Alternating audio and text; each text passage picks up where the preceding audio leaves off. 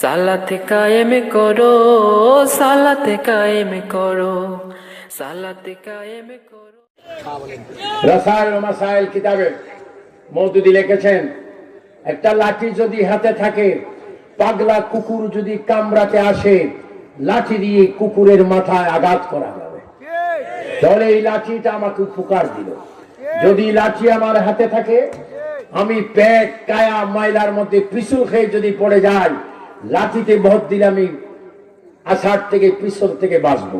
এই লাঠিটা যদ্দূর আমাকে কল্যাণ দিয়েছে, এতটুকু উপকার করার নবীর ক্ষমতা নাই। আর একটু জোরে বলুন না নাউজুবিল্লাহ। আমরা পাকিস্তানে বলতাম ইসামাজদি কদুদি মৌলানা মওদুদী, এখন দেখি কদু খাওয়া সুন্নত, মওদুদী মারাত্মক।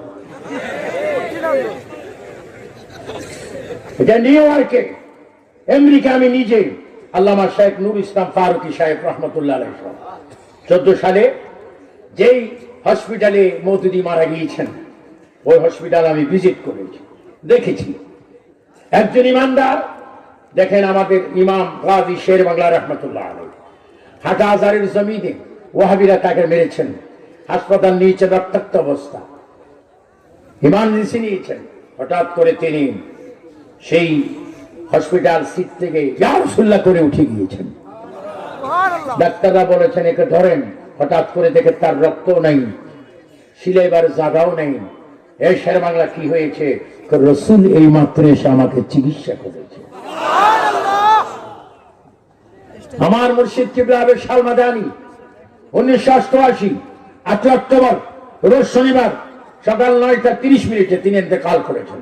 আমি দেখেছি ওনার কোমর থেকে মাথা পর্যন্ত আমার হাতে ছিল। আল্লাহু আকবার। হঠাৎ করে দেখলাম তিনি দাঁড়িয়ে গেলেন, খেয়াল করতে চাইলেন, আর বললেন তোমরা সরে যাও, আমি দেখতে পাচ্ছি মৃত্যুর মাত্র আধা মিনিট আগে। তিনি চিৎকার দিয়ে বলছে তোমরা সরে যাও, আমি দেখতে পাচ্ছি রাসূল আমাকে নেবার জন্য এসেছে। এই হচ্ছে ইমানদারের মৃত্যু।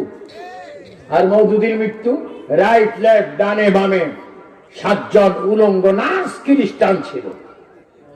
তার মৃত্যুর সময় সে মুজাদ্দেদ হতে পারে না। প্রিন্সিপাল সাহেব আমার খুব আদরের, হবিগঞ্জ টাইটেল মাদ্রাসার কি প্রিন্সিপাল, আপনাদের এলাকার কি গৌরব, আমার ফারুক, এগুলার আমি কোলে কাঁধে অনেক কিছু নিয়েছি।